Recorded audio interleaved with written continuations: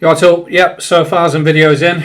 I'll cover that shortly, but quickly I'll give context to these photos and the video footage, and I'll talk a bit about the 1,000 videos thing during the drone footage, which is coming up shortly. The drone footage is well worth sticking around for. Willington Power Station and Repton Church. Willington Power Station obviously being disused now, but I'll cover that shortly. So arriving into Repton, coming around the bend, and there's a guy stood with a Heinz Beans costume on and speaking to a police officer. Personally, at first I thought it was a protest going on, and maybe the police officer had been called out to speak to him. As it turns out, he was actually raising money for a food bank, and he raises thousands and doing this. And when I met him later on by accident, his car was just rammed full of food, which he then goes and donates, and it goes across to the homeless and the veterans and broad spectrum of people that this man helps out using his own time to do so. So a top man. I won't mention his former employment, but that also adds to what a top bloke is. The police officer as well was a top bloke. He's been on is it DJ audits, I think, but I was really impressed with his manner and his attitude. He's a top man. Massive credit to the force. As promised, I met this guy at Melbourne Market yesterday, and he was outside Repton Butchers. So took a few, we started chatting about what I'm up to, and top bloke, and his missus is a top lady as well. And as promised, here's the photos that I took, and if you screenshot them, and then you've got them. So that was that, and I've also included this, which gives you a bit of free advertising. Again, help yourself if you want it. Just screenshot it, and the drone footage should be coming up shortly. I don't think there's much else to say on this morning's events, but very nice, friendly. I'm due to leave Derbyshire for a bit again. Work begins again, so it's a nice morning to kind of call it a day on really before I head back down south. When I was driving out, by accident I came to Willington Power Station disused. Obviously the autumn leaves caught my attention. Very notable, what would you call it? Notable site, around the area. You can see it, around the A38, even from Findon. I remember it as a kid when I used to play football there. But here's the footage from Repton, the church. So for anyone who watches the channel frequently, you might remember about a year ago, just over a year ago, there was like a Viking event taking place because Repton was the historic capital of Mercia. Mercia being an old Saxon kingdom, although if we're being honest, Tamworth, which is down the A38 towards Birmingham, is the true sort of capital of Mercia of the old Anglo-Saxon kingdoms. Just in case anyone who wasn't aware, when the Anglo-Saxons came across from sort of Germany, Denmark sort of area at the time, they created a load of kingdoms: Essex, Kent, East Anglia, Mercia, Wessex, was Middlesex one? But you had Sussex, the South Saxons, and you had Northumbria, which is of course starting from the River Humber, the clues in the name Humber. Mercia of course being the Midlands, and being a quite powerful Anglo-Saxon kingdom. But of course you had conflict between the Vikings and the Saxons of the time. So and this church here has a crypt as well, which is quite unique to the churches. There was actually an old Viking burial ground found nearby, near the River Trent, which is just behind it. Apparently the original River Trent ran closer to the church, and the river's obviously changed course over 1,000 years or so. So you're looking down Repton High Street towards the roundabout where the market crosses in the centre. Very busy little village Repton is, because you've got the school there, which is to both the left and right hand side. The left hand side is more of an old school building. The one on the right hand side of this video is more of a modern building. I think it's actually the Priory on the right. But yeah, you're looking out across the Leicestershire countryside and the South Derbyshire countryside there, I believe it is. So anyway, I'll cover the 1,000 videos thing, briefly talk about the channel. So I've been holding it off for quite some time. It's, I don't know, I almost find it a little bit embarrassing that it's 1,000 videos in and it's barely at 2,000 subscribers. But then again, I did see this morning with my own eyes something, Sammy, that you mentioned the other day, that you have to type in the full name to find it. It doesn't come up on any suggestions. You've got Wandering Turnip comes up, then Wandering Williams, but Wandering William doesn't come up, and you won't find it until you search for it. So if I am being hidden or whatever, or maybe it's because I haven't verified myself, I don't earn a penny from YouTube. I lose money out of this hobby, but it's a hobby, I enjoy it, and I'm more than happy to share photos and videos with people because it doesn't take me that much effort to do something I enjoy.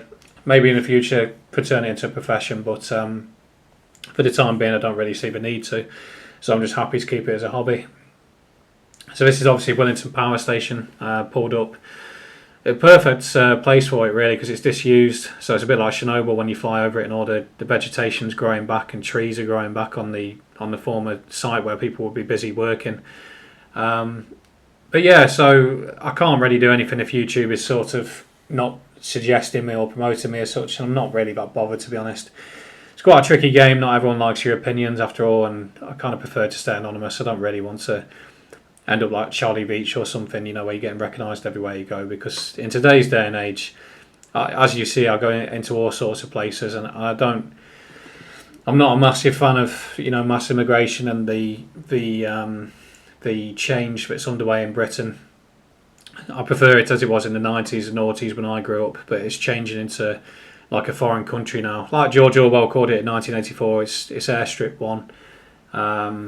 And if I went wandering around some of the places I go, Birmingham, London, it won't take long until someone notices me, and then it could all go very nasty.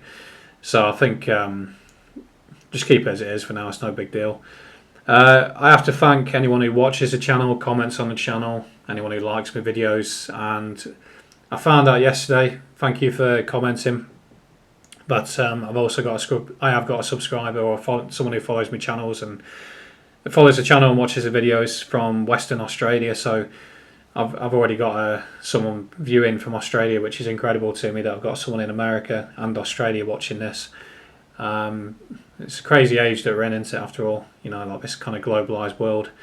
There's good parts and bad parts, obviously, but I certainly find it interesting. I've got people across the Anglosphere watching this. So yeah. But yeah, as you can see, that's the kind of wasteland that is Willington Power Station in today's age. I think it'd be perfect for a movie set, really. If you're doing like a zombie apocalypse or I Am Legend or even a Chernobyl movie or something, to kind of see what's going on. I'm still in the early days with the drone.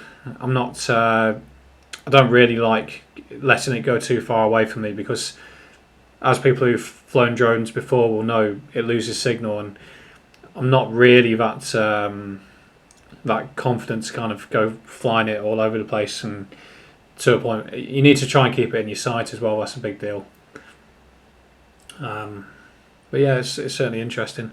So yeah, cheers to anyone who has clicked subscribe on the channel. Cheers to anyone who clicks like or comments or whatever. It's all appreciated. I'm just a small time YouTuber. What was I going to say?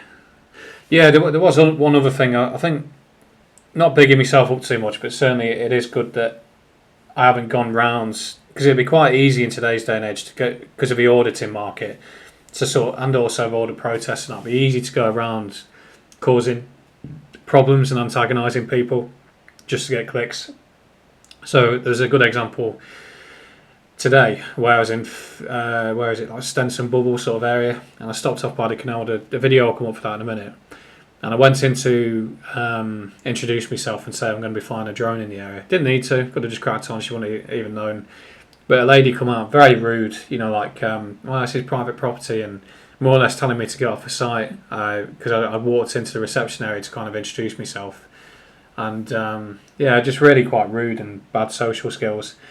I think her words were as well, you're not flying it over here, not kind of any sort of there was no conversing or trying to de-escalate the situation or anything like that. It was like that guy at Congleton Market the other week, where they just kind of firmly, you're not doing this, but legally you're allowed to, because where do you stop with that?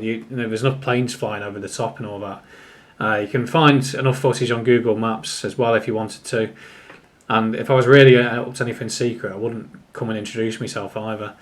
So if I wanted to, I could have made that into a big situation like the auditors do. They'll deny it, but they don't go around looking for confrontation. But they know exactly what's going to happen at the end of the day, and they are right in what they're doing because they're kind of preserving our rights in a way. Because obviously, if people weren't kind of preserving them, then people would just back down, and slowly you can't film things, you can't photograph things, you can't fly drones, even though legally you're allowed to. There's dash cams everywhere today's day and age. There's Google Maps to go and look on aerial footage. There's even Google Earth. That's been around for at least 16 years. So it's a bit daft to start telling members of the public that they can't do this and they can't do that when we're being filmed from all angles all the time.